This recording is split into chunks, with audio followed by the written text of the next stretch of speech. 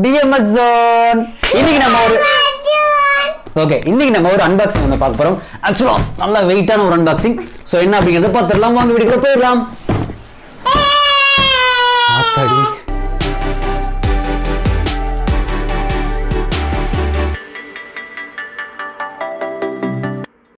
இப்போ நம்ம அன்பாக்சிங் பண்ணிரோமா? நீங்க ரெண்டு பேரும் சேர்ந்து தான் அன்பாக்சிங் பண்ண போறீங்க. Yes come on. இப்போ நம்ம இந்த பாக்ஸ்ல ஃபர்ஸ்ட் இப்போ இந்த டெஸ்ட் எடுத்துக்கிறோம். ஓகே, அப்படியே இந்த டேப்பை கொஞ்சமா உரிச்சிக்கலாம். கத்தி இருந்தால் இன்னும் ஈஸியாக இருந்திருக்குமோ? சரி பரவாயில்ல, வல்லவனுக்கு புல்லும் ஆயுதம். ஸோ நம்ம இதுலேயே வேலையை முடிச்சிக்கலாம். ஒட்டிக்கிச்சு பாருங்க. இந்த பக்கமும் எடுக்கிறோம், அப்புறம் இந்த பக்கம் கிழிச்சிட்டோம். ஸோ உள்ள நமக்கு ஒரு பாக்ஸ் ஒன்று இருக்கு. ஸோ ரொம்ப அடி வாங்கியிருக்கு. ஓ மை காட், அட்டா பாவிகளா, உடச்சி கொடுத்துருக்கானுங்க பாக்ஸை. தூக்கி போட்டு உடச்சிட்டானுங்க போட்டுருக்குதே. This is very bad. Have you ever seen this like this? அட பாவி, எனக்கு நல்லா வாயில வருது. இவங்க என்ன பண்ணி வச்சிருக்கானுங்க பாருங்க ஜி. ஸோ அன்பாக்சிங் போடலாம் அப்படின்னு சொல்லி எடுத்த உடனே இப்படி உடஞ்சிருக்கு. It's very bad. மனசே கஷ்டமா இருக்கு. ஸோ நம்ம இப்போ ரிட்டர்ன் பண்ண போகிறோம். ஸோ இது மாதிரி உள்ளே என்ன இருக்குது அப்படிங்கிறத நான் ஒன்ஸ் காட்டிடுறேன். ஸோ இந்த மாதிரி வெயிட்டான பொருள் வந்துட்டு இங்கே பாருங்கள், உள்ள இங்கே ஒரு கிளிப்பே கிடையாது. ஸோ இங்கே ஒரு கிளிப் இருக்கணும். அண்ட் இதில் பார்த்தீங்கன்னா இங்கே ஒரு கிளிப் இருக்குது. ஸோ இங்கே ஒரு கிளிப்பு கிடையாது. எதனால் எப்படின்னு தெரியல. இந்த பக்கம் வாக்குன்னு ஒருவேளை செகண்ட் ஹேண்டோ, ஏற்கனவே யூஸ்டு மிஷினு. என்னங்க எல்லாம் இப்படி உடஞ்சி போய் கிடக்கு? அந்த போன் பக்கத்தில் எடுத்துருவாப்பா.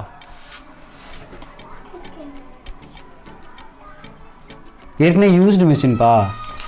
மிஷினே எல்லாம் தர மாதிரியா உடஞ்சிருக்கு, நசுங்கிருக்கு. See how is this? ஒருவேளை பழசை தான் கொடுத்துட்டாங்களோ, பழசு தான் அவ்வளோ சீப் ரேட்டு கிடச்சிதோ. ஒரு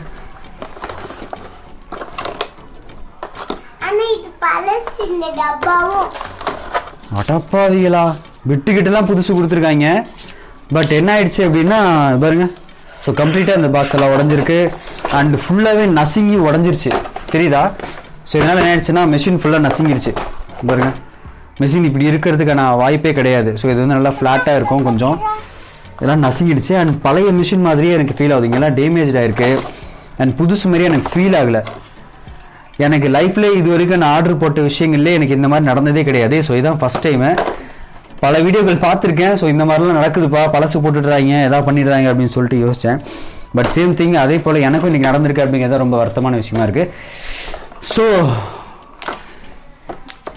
I am going to return this.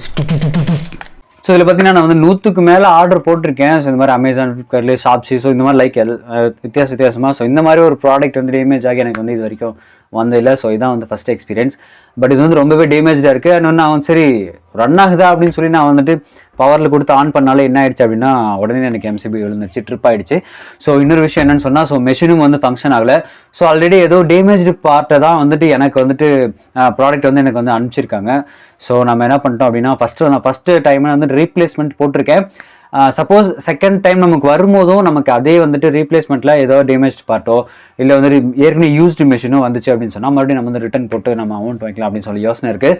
So அந்த டைமில் நம்ம கண்டிப்பாக வந்துட்டு கடுமையான கம்ப்ளைண்ட் பண்ணிட்டு தான் நம்ம வந்துட்டு ரிட்டர்ன் போடணும் அப்படின்ற ஒரு ஐடியாலே இருக்கேன்.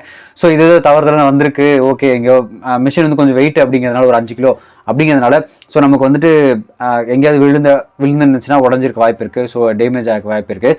ஸோ அந்த காரணத்தினால ஓகே ஃபர்ஸ்ட் டைம் நமக்கு ஸோ ஏதோ மிஸ்டேக்லேயே நடந்துருச்சு அப்படிங்கிறதுனால நம்ம வந்துட்டு விட்டுடலாம். ஸோ செகண்ட் டைம் நம்ம ரீப்ளேஸ்மெண்ட் போடும்போதும் ஸோ நமக்கு அதே மெஸ்டி யூஸ்டு பேசினோ அல்லது ஏதோ ஒரு பிரச்சனை உள்ள மிஷினோ நமக்கு வந்து வந்துச்சு அப்படின்னு சொன்னால் கண்டிப்பாக ஒரு கம்ப்ளைண்ட் நம்ம போடணும். இதுக்கு ஷிப்பிங் சார்ஜஸ் வந்து 10 rupees வந்து பண்ணுறாங்க. ஷிப்பிங் சார்ஜஸ் இல்லை, ஹேண்ட்லிங் சார்ஜஸ் ரெண்டுமே சேர்த்து. ஸோ 10 rupees நம்மகிட்டேருந்து வாங்குறாங்க. ஸோ 3899 ரூபா ப்ராடக்ட்டு.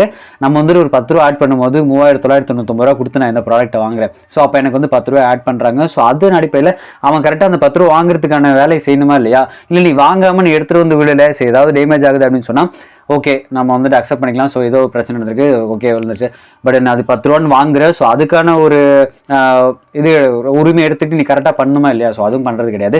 ஸோ இந்த மாதிரி விஷயங்களை வந்து கடுமையாக வந்து கண்டிக்கிறேன். எனக்கு வந்து உண்மையிலுமே பிடிக்கல. ஸோ இது வரைக்கும் நான் இந்த ஆர்டர் போட்டதில் இந்த மாதிரி எந்த ஒரு விஷயம் வந்ததே கிடையாது. ஸோ இதான் ஃபஸ்ட் டைம்.